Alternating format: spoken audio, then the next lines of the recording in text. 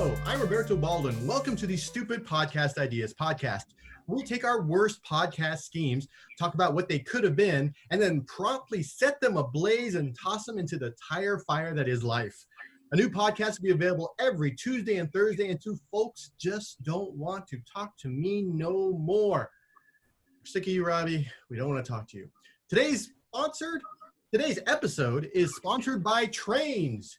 Choo-choo and all aboard and all that. Trains, they're far more important than you think. I want to welcome everyone to episode number 11 of the Stupid Podcast Ideas podcast. And my guest today is professional apologizer, Tad. How you doing, Tad? Yeah, that's what I'm talking about. I'm alive. You're alive. And that's, you have a baseline that we used to have. We're like, oh, I'm doing okay. And now it's, I'm alive. That's kind of the baseline, which is unfortunate. And you know, I'm healthy, or, you know. As far as I know. I can taste things. That's another thing that I know somebody who's lost their sense of taste because of COVID-19. I don't know them personally, but somebody I follow on Twitter lost their sense of smell. See, that's tough because I love eating. Yeah, I if I couldn't taste things, if I couldn't smell things, I that would be probably worse than my lungs filling up with fluid. I think you just get really into texture at that point. How do things feel? How does this feel in my mouth? It's got a good mouth feel. Gross. Okay. How are you doing? Good. I'm doing good. Today, we let the puppy run around in the part of our backyard that is unmanageable, and he returned with some ticks, and so we immediately de-ticked him. Fortunately, none of them had actually gotten on his skin. They were all on his hair, and we got him before they could burrow down and then give him Lyme disease and make him tired, I guess, all the time. Lyme disease is a horrible thing. And then, what else did I do? That's pretty much it. And I went and bought a little collar for him, a tick collar, based on Tim Stevens. He lives out in the middle of nowhere and he has dogs. He's like, you should get this. So I got it. So is that one of those ones that like leaks the fluid slowly and it like covers their body? I think so. Yeah, it lasts for 8 months, and then it's just like this thin gray one. I haven't actually opened it yet because everything that comes into our house is immediately put into a special box until it's sanitized. The COVID box. It's sitting in the special box because I was back whacking weeds and everything, and I had to run and do that, and then I'd run back and do this. By the time I got back, I didn't have time to sanitize it. So I think it's only like yay big and it's gray. And it'll go under, it'll complement his other, it's gray, so it's a nice neutral color. There's not going to be a lot of clashing, which I know he's concerned about. If he's got a pink shirt on, you know, it'll just blend in. It'll look great. If he got a pink shirt and he had a little gray choker, that's chef's kiss. So how are you doing? Like, so shelter in place, like I'm at home. My wife goes to work. How are you dealing with shelter in place? It's funny you should ask because I just wrote an article about this. It's over on a website that's hosted by Robbie, which is called 100%rad.com. That's the numbers 100 and then %rad spelled out. And the answer is I'm not doing great with it. I'm in retail. I'm in retail management. That's why my title is professional apologizer, because that's mostly what I do. Yeah. Or low volume weapons salesman is my other potential title. But I have to go to work every day, and I have to be in pretty close contact with the general public. Mm-hmm. We have social distancing policies set up. We are, my company requires us to wear masks. But I do have to go out and walk to work because I'm a pedestrian. Walk to work every day, walk home or take an Uber most days. and generally interact with people who, a lot of whom don't seem to really care that they might potentially be spreading a deadly disease all over the place. A lot of our customers don't wear masks. A lot of them don't follow social distancing guidelines. They get mad at us that we're not taking returns right now, that type of stuff. And yeah, it's I wish I had a funny joke here, but it's not funny. It's just depressing. So where you're at, there are no, and I live in the Bay Area. You can't go into like legally, like there's signs all over the door. We legally cannot let you into our building unless you are wearing a mask. So I'm assuming, I guess, you are. That is not a mandate, or is it?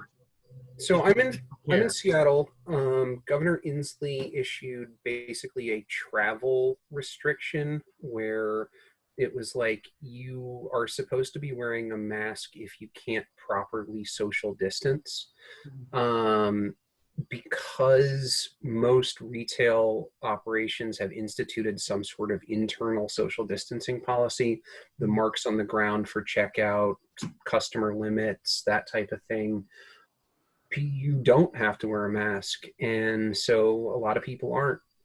I've had multiple virus deniers come in. I've had people who just straight up told me it's not happening, or it's 5G, or it's the government, or whatever. It's like,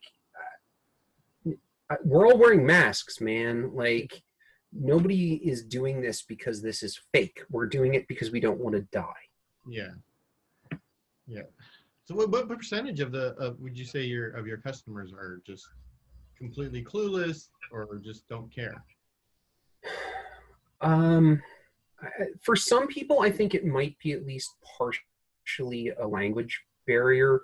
The area that I work in has a fairly large West African population, new immigrant West African population, a lot of Hispanic people who don't have the best command of English. Mostly, like, there are people who, if they do get too close to you and you're like, hey, I need you to step back, or that type of thing, they're perfectly fine about it. Yeah. The percentage that's the reopen protester, Karen population is 20%, somewhere in that area. And then it also does tend to split, as far as I've seen, along class and age lines. Younger, more working class people are definitely wearing masks. As the older and more affluent you get, the more they're not, and in some ways seem almost aggressive towards you because you are. Boomers. Boomers and Karens. My God. Come on, guys. Get together. So beyond that, outside of that, when you're home, or I have insane dreams about this, and the reason I'm having the dreams is because I have to read about it all day, every day. That's part of my job. And then I have, my wife works in a hospital, so she comes home and she tells me things, and she has to be on a constant daily what's going on, and I have to constantly be, not just daily but also in the future, what's going on and what this means for whatever. So, like, let's just say my dreams are insane right now. How are your dreams? Just like, is there a lot of, because I have nothing but stress dreams. So I suffer pretty severely from depression, which, if anyone follows me on Twitter, is obvious. And I don't dream very much, or at least I don't remember my dreams very much. I have the teeth falling out dream that everyone has fairly regularly, probably because I have bad teeth genetically. But beyond that, I don't actually have a lot of dreams about it. But the other thing is, I'm waking up constantly. Like, I'm falling asleep at a relatively normal time and waking up between 6 and 10 times during the course of an 8-hour period. It's, that part of things kind of sucks, because sleeping's cool, and it's good for you, which, you should sleep. it literally took me a very long time to understand that sleeping is cool. Like into my 30s, it was, I don't know why. Yeah, but no, like sleeping is cool. Like this podcast message, by the way, sleep. It's good for you and it's cool. Beyond that, it's funny because I was just talking to some people I know from Twitter on a Zoom group chat, and they're all talking about the all the movies and the Netflix and the TV shows and the blah blah blah blah blah they've been watching and all that other stuff. And then they come around to me, and I'm like, my life hasn't changed all that much. I don't go out to bars very much anymore, and when I do, it's for takeout. Mhm. So that's a difference. I don't really go on vacation anymore. This actually started literally the lockdown went into effect the first day of my vacation this year, which was a real bummer. And yeah, my birthday was that week too. Yeah. The if anyone wants to send me presents, my birthday is March 17th. Presents.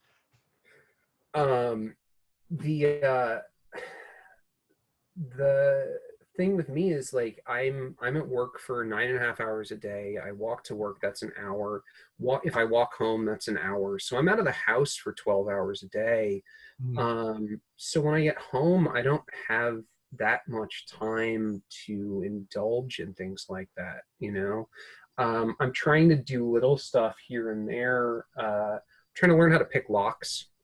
Picking locks is super cool. Yeah. I bought all of this stuff actually right around the time lockdown went into effect.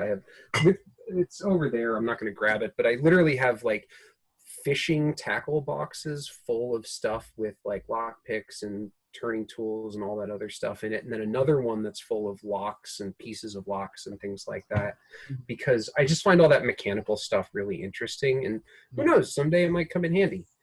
You know, if I'm committing crimes or I lock myself out of the apartment, or Batman or criminal or Batman. Locksmith, maybe I'll be a locksmith. Who knows? Oh yeah, locksmith.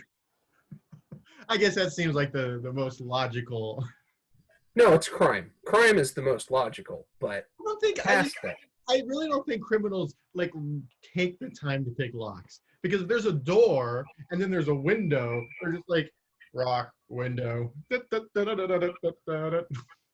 the most part, that's correct. And also in my brain, criminals are working to circus music. That's also true. Yeah. Just Benny Hill theme, as long as you're selling drugs. Just selling drugs to the Benny Hill theme. And there's everyone's in fast motion, and there's half naked women chasing them. It's insane. There are criminals who do pick locks, and they're the ones who don't get caught, because they're going after very, very specific things. Lock picking is real big in the pen testing world too. Yeah. Because if you go to DEF CON, it's just a whole, when you walk, there's just essentially like a whole room of people picking locks, and there's tamper-proof stuff, but a lot of it is people picking locks. You can buy every lock-picking thing you need while at DEF CON. Yeah, man, I wish there was a DEF CON this year. I really wanted to go.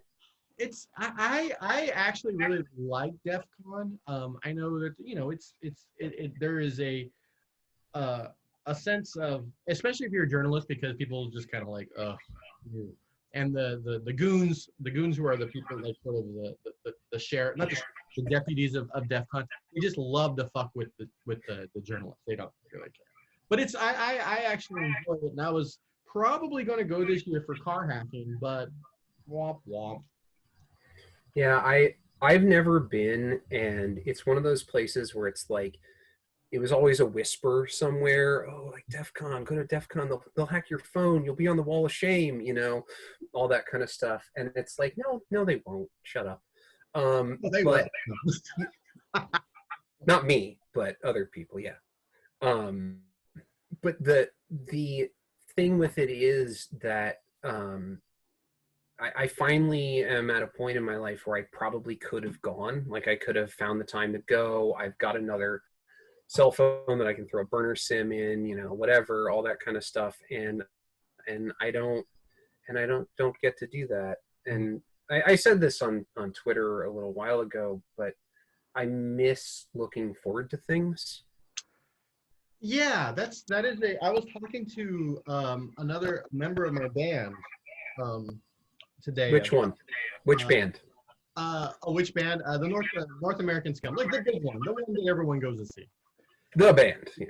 And it was the conversation revolved. It sort of devolved into talking about, like, when do you think the band's coming back? And I really don't think that we're going to be doing, like, I don't even think we're going to be meeting until fall, maybe late fall, and then if we get a show, maybe a show in the winter.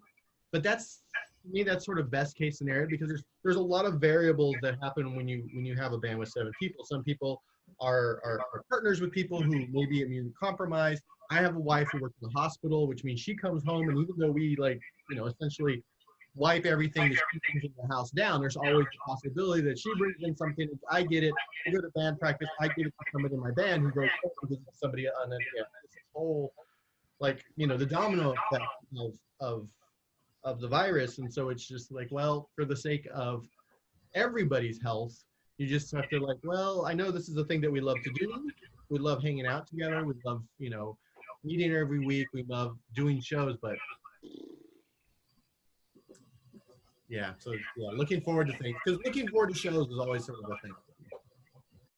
Yeah, I like, it's funny because I kind of stopped going to concerts and stuff like that. Mm-hmm. Just, I'm in my late 30s now, and there's not that many bands I'm super interested in seeing live. I've seen a lot of the ones that I want to see live, but, like, I would go to a concert right now. Like, I wouldn't, not right now, but, like, if the world were different, I would go to a concert right now. Like, that would be tomorrow we have a virus and we're just going to fly over everyone's house and, like, spray it on everybody and you'll be fine. And that day you're like, hey, I don't care who's performing. Like, I don't care who's performing. Oh, Lorde is performing. Fuck it, I'll go see Lorde. Even though I hate her music, I'll go see it. Like, I don't care. People. Hey, please get mad at me on the internet. I don't care. Please get mad at Tad on the internet. He doesn't care. So let's talk about your podcast ideas. This is the bread and butter. How I make my money. I don't make any money on this. So what do you got for us first? Okay, so you know what drunk history is? I do. I love drunk history. Okay. So what do you know about the Warhammer 40,000 universe? I know it's a game. I know there's figurines. I know that there's, like, a board of some sort with little grids and people set things up. I've seen people, like, setting up for, and I have friends who are into it, but I've never seen anyone actually play it. I've seen the book or manual, but I other than that, that's yeah. Are you aware that it has an incredibly deep, complicated, and rich fiction? I do now. So the people who make Warhammer actually run a publishing company called the Black Library, and they hire sci-fi writers to write novels set in their universe. And apparently they have a lore master who works there, and they incorporate some of the things that are written in the books into the lore that's in the manuals that you buy, the playing manuals and all that stuff. They have a magazine called White Dwarf that they put out, which has short stories and various game ideas and all this other stuff. But they have created it's a mile deep of lore for this universe. And my idea was to do a podcast where you tell the history of the Warhammer universe, basically, maybe by faction or maybe just the humans, because the humans actually represent multiple factions in it and all that other stuff. But literally to do a podcast, a history podcast of that. I then found out that's a real thing people actually do. They're mostly on YouTube, but there are people who are doing that thing specifically. And I was like, what if I did it when I was drunk? What if I did drunk history, or if you know who Matt Christman is, the inebriated past of Warhammer 40K lore, where I drink a bunch of martinis or beers or whatever, and then I try from memory to retell the history of the Imperium of Man. And then maybe get my friends who also know things about Warhammer or don't, which would be even cooler because then I'm telling them and they can ask me questions and maybe keep it a little bit more on track. Yeah. Because I'm definitely going to veer off into like starting to spout communist propaganda at some point or something. And I think is Derek Mead, I think, is the host and the creator of Drunk History. I'm pretty sure it's his name. If I'm wrong, sorry, dude. But yeah, I think even though he's like, it's just reactions in the show when they edit it, I'm pretty sure things that are edited out are just kind of guide the person back to stay on target, because it's difficult to keep people on target just telling a story. Now you have to keep them on target while drunk. Right. And you have to maintain a certain level of drunkenness too. Like that's the thing is like I know you're not much of a drinker, right? I don't drink at all. Yeah. So my thing is like when I'm drinking, I try to stay in like this part of the arc. Uh-huh. Like I don't want to go too far this way, but I also don't want to backslide too much. Like I don't suddenly want to be sober because that's a bummer. Like so trying to figure out how, like, I'm recording this podcast and I'm drinking and I'm trying to tell a story and I'm trying not to fall out of this very narrow window where I'm capable of being understood and still kind of socially lubricated enough to be interesting.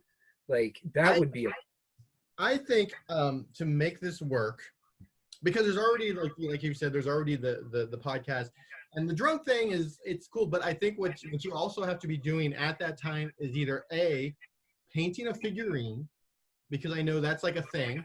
And I remember my friend was like really into it. He's like, I don't really play the game. He's like, as much as I should, but it really relaxed him to like paint those figurines because it was something else that he didn't do that was part of his job. So you'd have to be painting a figurine, or you have to have multiple figurines, and you kind of have to act it out. Like you got to have some sort of interactive elements. And at the end of the show, when if you decide to paint it one, you have a picture, and you have like it's on a Lazy Susan of the figurine, like what it looks like. And then it's like the knife show. Yeah, and then you're like, at the end, you have like, this is the episode 5 figurine. Then I sell those on eBay to raise money for my production costs. Bam, there you go. Okay, and this has to be a video podcast then, obviously. Because audio and drunk, like video and drunk is far more entertaining than audio and drunk. Because audio and drunk is just like slurred words. Video and drunk is slurred words with like that weird sort of like leaning close to the camera. Let me tell you about the hand that moves and the fingers close really slowly for the pointy finger. That's what you need. I feel like I'm most of the way there for this, actually. There you go. Bad podcast. So what's your second podcast? My second podcast, and as I mentioned before, I'm a pedestrian. I don't have a car. I wanted to make a podcast. Oh, actually, quick diversion from that. I almost got hit by a car today as I was walking home from 7-Eleven. And my first thought was, I'm going to have to DM Robbie and tell him I can't be on his show. And it wasn't like, oh, God, I almost died. It was like, no, I don't want to inconvenience somebody if they're trying to record a podcast. If I'm in the hospital. No, it was gonna be me tweeting a picture of me in a hospital bed with LOL underneath it, because me, and then me DMing you and saying like, sorry, I can't be on the podcast because I'm in the hospital. You're replying like, you have your phone. I think this is the best podcast because hospital lighting's actually pretty nice. It's nice. It's even. it because they have to be able to see bits of your body without shadow. So you have a nice even lighting. You have the like noise. Okay, I would have done it. Now, like, as long as I wasn't on too much morphine, I would have done it. Okay, cool. It would have been better. If the pie gets drunk. Okay, so you know Warhammer. Okay, let's start. Okay, if I get hit by a car, because this comes up frequently in my life, if I get hit by a car, I'll send you a DM and we'll do another episode. Okay, the car smash chat episode. Oh, I'm gonna feel if this happens. So pedestrian podcast of some sort. So it's review your sidewalks. Right. So this is I don't know what the sidewalk situation is where you are, but I live in the northern part of Seattle, and the sidewalks are incredibly weird up here. A lot of Seattle was added on after the fact. It was other smaller cities that were sort of shoved into Seattle, and they had varying laws about whether or not sidewalks were required. So as you go further north, the sidewalks start getting really splotchy. Like literally, there are sections of this area where there's a main thoroughfare that goes right by where I live, and as I walk north, sidewalks start and stop multiple times on the same block. So you're walking on a sidewalk, then there's a giant bush and no sidewalk, and you have to basically walk out into the street. This is a 4-lane, 35-mile-an-hour road, and walk around this bush, and then another sidewalk starts a little bit further beyond that, and this continues on and off as you go. And this is just me walking to 7-Eleven. Like, this isn't even, like, I'm not, once you get into the actual neighborhood, like off of the main drag, it's even crazier than that. It's just like there will be one house that has sidewalk in front of it and nothing else, and drainage ditches even on the side. So it's like you're jumping over a drainage ditch as you go back and forth down the street so you can be on the sidewalk and not in the street. And so I want to review my sidewalks. I want to go around and do sidewalk reviews for the area that I live in, and maybe give some suggestions for improvements, maybe yelling them directly at the people who have the property that the sidewalks are on. But I would also like to take viewer submissions for their sidewalk reviews and let me know how good, bad, or in the middle the sidewalk situation is where you are. Okay, so for this one, I think you really have to get into, because it's the sidewalk itself, it's sort of interesting. It's weird. Okay, so you get the weird pull, but then once you get the people in, I think the interesting aspect will be the sort of patchwork municipalities, laws, and all these weird things that have created a situation where there's a block where one house has a sidewalk and everyone else, for whatever reason, for whatever weird, maybe that house was built after a certain date and there was a law that had to have a sidewalk. These other houses have been grandfathered in, and the city apparently doesn't give a fuck because they're letting people walk in the middle of the road. You know, well, that bush is there. We can't put concrete in. We're going to disrupt the bush. I might actually have a picture of that. Like, it's one of those things where I was walking there one time and I was just like, this is madness. Like, who would possibly think this is a good idea to just have sidewalk, bush, 4-lane road on the other side of it? Like, no one thinks that's a good idea, and yet there it is. You know, that's that.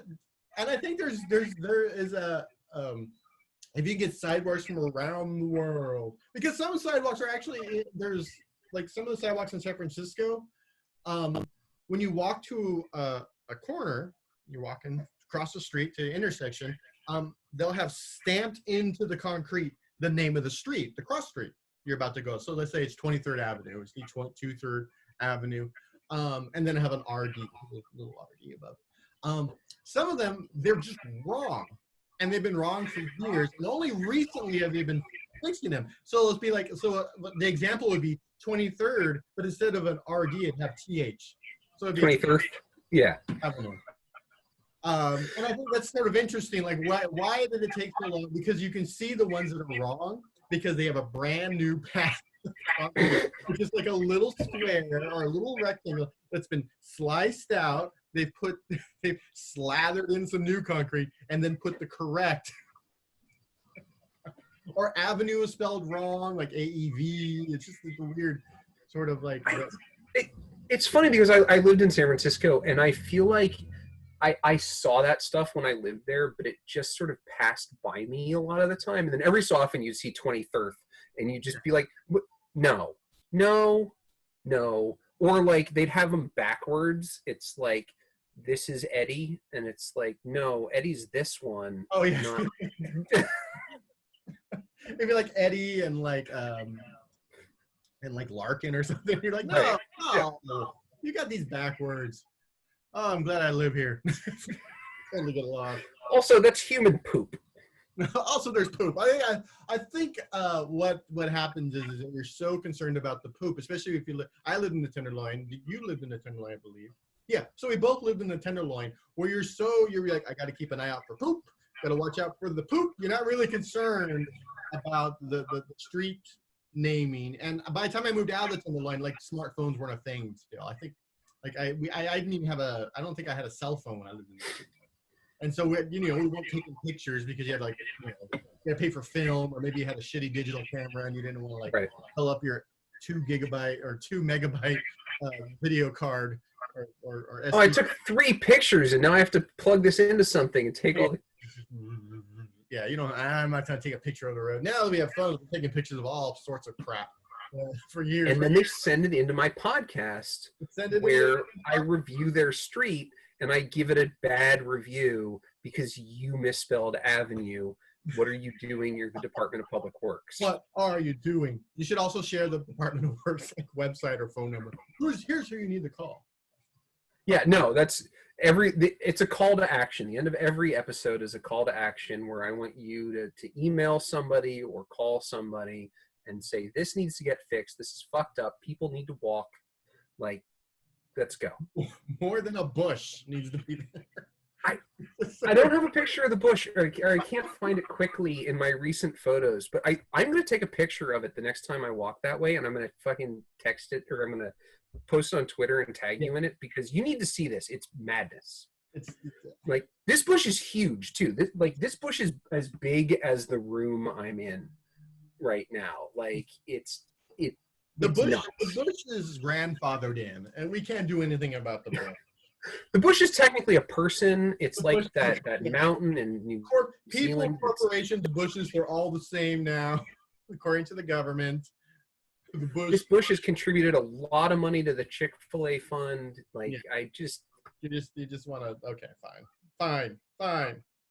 You and your bush. But no, I want to know. I really, honestly want to know what other people's sidewalks are like. Like, I think that would be interesting. That is interesting. I don't know how many episodes. I think it's interesting, and especially if you get into the history of why those sidewalks are the way they are. I think that is actually more people are interested in infrastructure than I think a lot of people realize. Because everyone loves Infrastructure Week.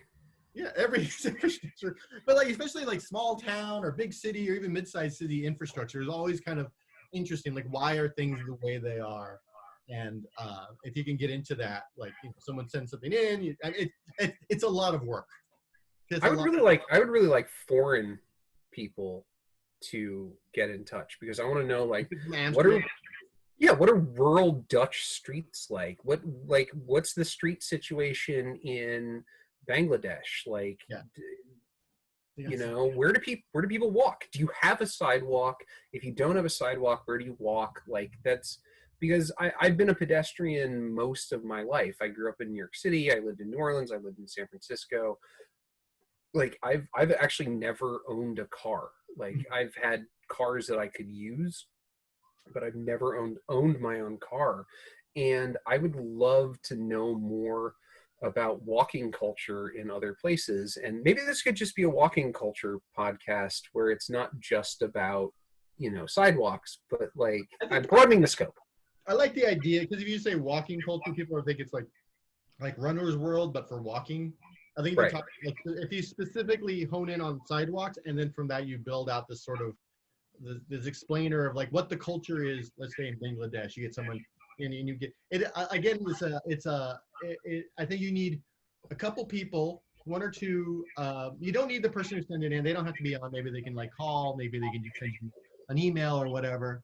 But I think the idea of researching each city or each township or whatever and figuring it out would be interesting. Again, like most podcasts, it's a lot more work than people realize. This podcast, no work at all.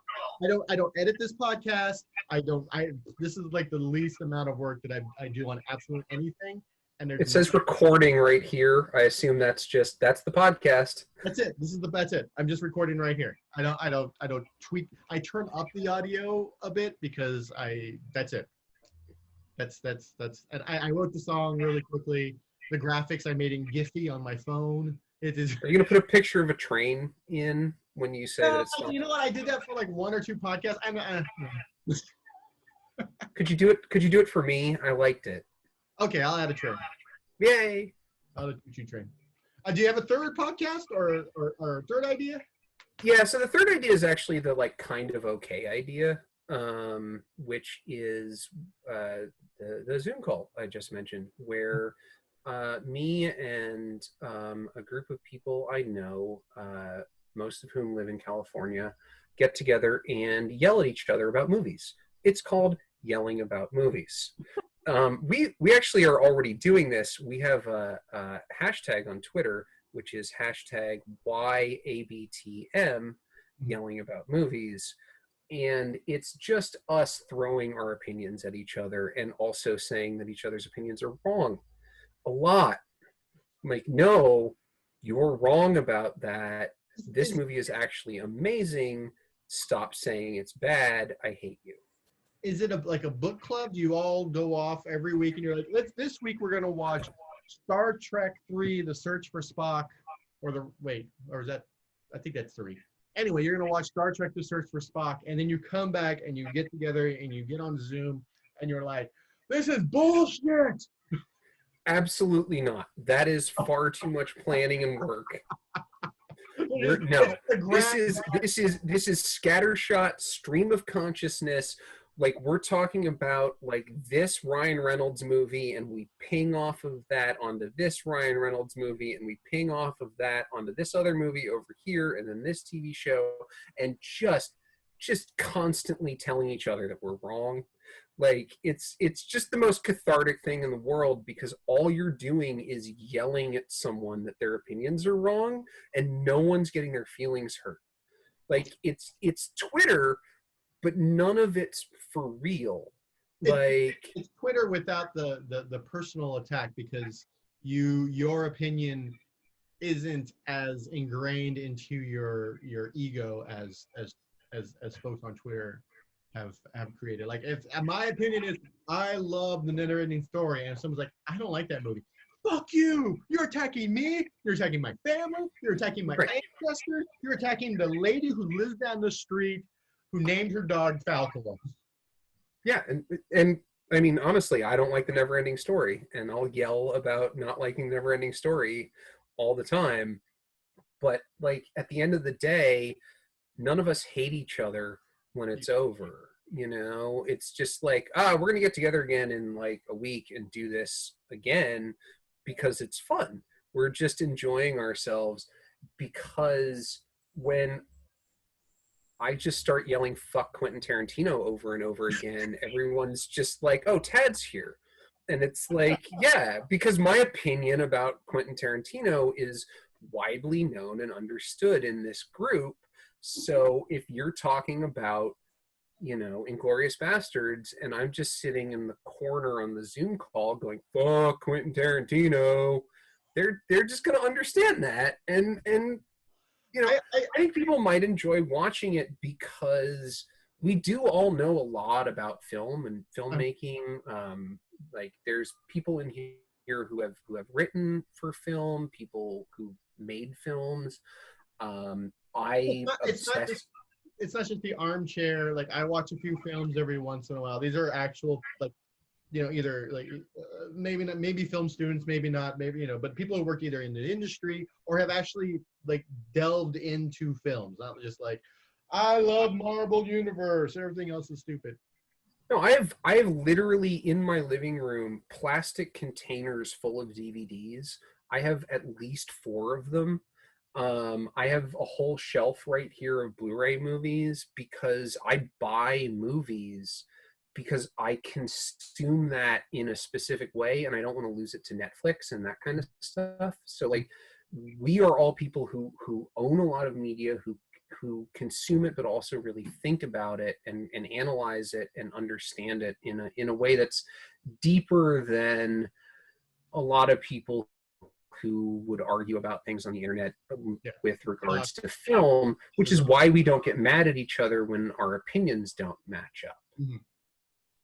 Because so my initial idea seems like probably a bad idea to make this is that you come up with 3 movies and you just sort of naturally segue between those movies for each. That way everyone's sort of on the same page. You show up, we're like, we're going to talk about Inglourious Bastards, we're going to talk about Batman versus Superman, and then we're going to talk about The Never-Ending Story. These are the 3 movies, and then you just sort of like go through those movies and yell at each other. But it sounds like some of the joy of this show, of this Zoom call that you have right now, that you might end up being a podcast, is the sort of stream of consciousness that sort of leads from like one thing to another organically. Yeah, there's a very popular video game podcast called the Giant Bombcast. Yeah, your buddy Will has been on multiple times, and they're very much that way, where they talk about, they have some segments, they have like what we've been playing and news and stuff like that, but they very much just flow from topic to topic as things are going on. And it's like, and not even necessarily about video games. It's like, oh, we're going to start with video games and come around to talk about fair food. Mm-hmm. Like what kind of deep fried shit can you get at the local fair and type of thing. And what that does, it allows people to be a little more intimately involved. It's that parasocial relationship. I'm listening to a conversation between friends. Maybe I'm even participating between friends, which is not going to appeal to the young people, but might appeal to people more. Well, I think it'll in the there are people who are very passionate about movies. They're far more passionate about movies as a general thing, as opposed to I'm very passionate about this segment of movie or this genre. Right. Like I have a film degree. Right. So that's I'll make it. I have very strong ideas about David Lynch and John Cassavetes. I have so for me, I'd be like, oh yeah, I'll watch this. I'll watch some people yell at each other, and I think there is an audience for this. I like you were saying with the Giant Bomb. I think what would work is like you have to have some sort of segment, just a little bit, even at the beginning, just something to sort of anchor it, and then just go crazy. And I think you have to make sure you go crazy within like 45 minutes, an hour, or whatever. But other than that, I think trying to like I was saying, like trying to like sort of like we're only going to talk about these 3 movies. I think that destroys some of the joy and the idea and the creativity and the organic sort of path that happens with what you guys are doing. Well, what we've been doing, or what we did just now, is like one person will be like, hey, I have a question. Have you seen this? What do you think about it? And then we start by going around to each person, because there are 6 of us in the call, have you seen this? What do you think about it? And then it's a free-for-all after that. Then it's just bouncing off of whatever happens, just, trampolining into different ideas and people picking up things that they own and showing them on stream and that type of thing. I'm going to show you this. Yeah, no, I left the room to go and get my Sorry to Bother You soundtrack on vinyl so I could show people that I bought this Also, buy this. It's great. It's a great movie. I literally did that, but I wouldn't have done that if we were having a round robin about one specific thing the entire time. And like I think it is better because of the lack of structure. Yeah. But that's why this isn't the terrible idea. This might be an actually okay idea, but I don't know how we're ever gonna get our schedules aligned to make this a real thing. I think what happens a lot on this podcast is about 30-40% of the podcast people are like, this is stupid. I'm like, well, if you did this, or if you just sort of like have this other, maybe if you just add a little bit of structure, or if you had this person, or if you just sort of tweaked it a little, it's probably something people would watch. And I think the yelling about movies is definitely something people would watch. So what you're saying is you become a podcast incubator. Almost, except once I hang up, I don't care. Well, no, but incubators don't care either. They just want you to come in, give them some money, I don't and then leave. Maybe you should start charging your guests money if they come up with a good podcast idea. No one's gonna. People barely want to be on it now. You want a percentage after that. I think everyone has a very good time when they come on the podcast, but I don't think people. I think people are concerned that their idea is not going to be funny enough, or weird enough, or I think there's No, like terrible ideas are funny. Like that's inherently, like, if you've had an idea and you think this is a terrible idea, who would do this? That's inherently funny, because you have in your mind created your own paradox, so it's already funny. Well, I think initially what your brain does is like it connects a bunch of things, and for even a split second, even an instant, you think, oh, this is a good idea, and then you realize it's not. And you're like, oh, I can't believe I thought about that. And that is literally what this show is all about. No, it's like, oh, I'm gonna make some spaghetti. What if I just dumped some yams into it? No. You're like, no, why did I think that?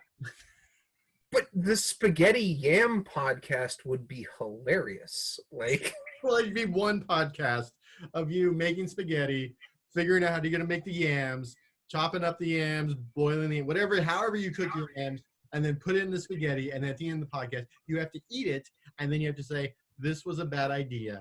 I need a bucket."